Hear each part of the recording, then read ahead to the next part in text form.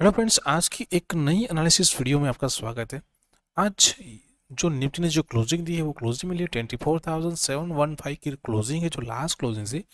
135 point plus में जाके close किया निफ्टी ने, जबकि बैंक निफ्टी ने जो क्लोजिंग दी है वो क्लोजिंग मिली है 54,067 की क्लोजिंग है। जो लास्ट क्लोजिंग से 406 पॉइंट प्लस में जाके क्लोज किया बैंक निफ्टी, यानी कि वापस हमें दोनों इंडेक्स के अंदर एक पॉजिटिव साइड जो है क्लोजिंग देखने को मिली हुई है। तो यदि हम फर्स्ट यहाँ पे डेली चार्ट के अंदर देखते हैं, डेली एनालिसिस में देखते हैं, तो मोस्ट ऑफ आप देखेंगे कि जब भी जहाँ पे भी मल्टीपल टाइम जब बैंक निफ्टी ने जो मूवमेंट ली थी, यानी ये जो एक लेवल है अराउंड, हम राउंड ऑफ लेवल दिखा जाए तो यही लेवल बहुत ही इंपॉर्टेंट है, क्योंकि यहाँ देख के एक बार सस्टेन रेंज बनाया, एक गैप डाउन ओपनिंग हुआ, लेकिन एक बड़ी सी गैप अप ओपनिंग के साथ ही उसने ब्रेकआउट दिया था इस लेवल के बाद। उसके बाद आप देखिए मल्टीपल टाइम उसी लेवल को यहाँ पे रिटेस्ट किया गया, यानी कि एक स्ट्रॉन्ग ये एक डिमांड जोन है जहाँ से एक बाउंस बैक मिल सकता है।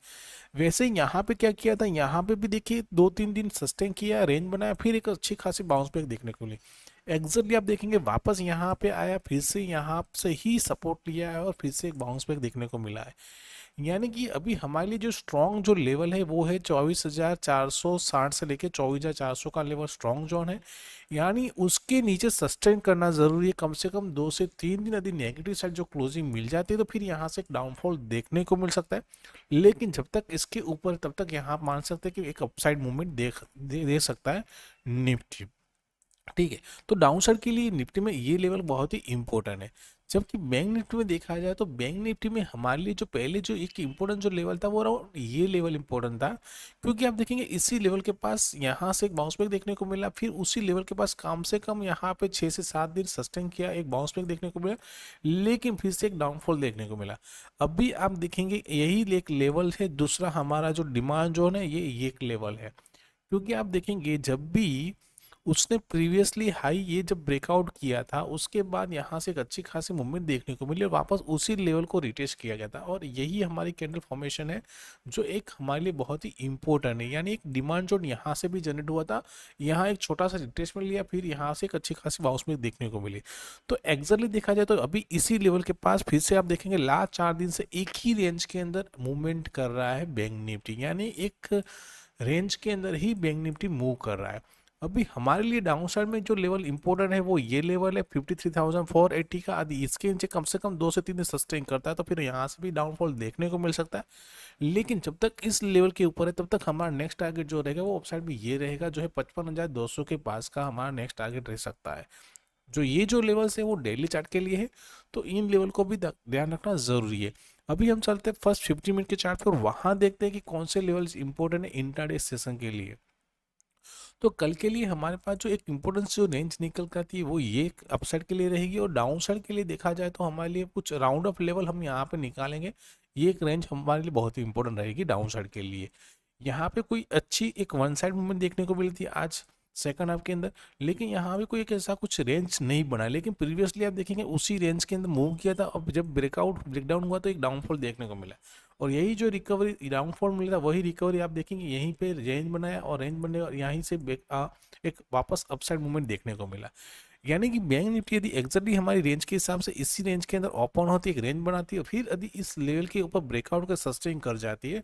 तो हमारा टारगेट रहेगा 24,300 का रहेगा, 54,300 का रहेगा, दूसरा टारगेट 54,400 का, तीसरा रहेगा 54,500 का। हम टारगेट देख सकते हैं अपसाइड के लिए, लेकिन यदि डाउन साइड में लेवल ब्रेकडाउन करके सस्टेन करता है तो पहला टारगेट रहेगा यहाँ पे हमारा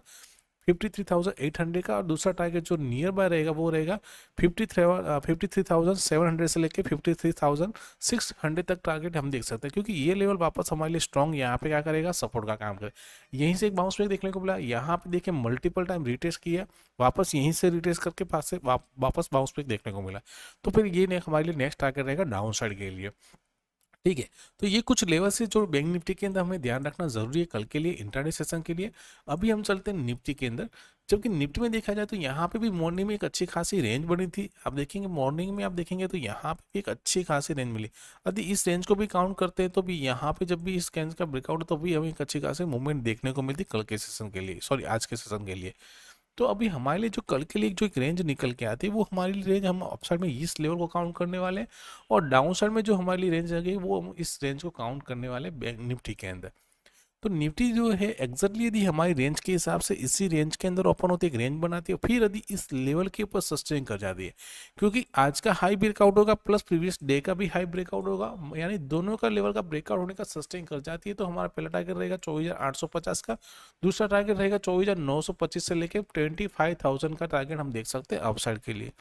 लेकिन यदि डाउन साइड में यदि लेवल ब्रेकडाउन करके सस्टेन कर जाता तो पहला टारगेट हमारा रहेगा 24,600 का रहेगा, दूसरा जो टारगेट रहेगा वो रहेगा 24,525 से 24,500 तक का टारगेट रहेगा। यहाँ आने के बाद प्राइस क्या मूवमेंट करता है उसके ऊपर डिपेंड करता है कि रेंज बनने के बाद ब्रेकडाउन करता है या फिर वापस एक अपसाइड मूवमेंट देती है, तो उसके हिसाब से हम यहाँ पे पोजीशन बना सकते हैं।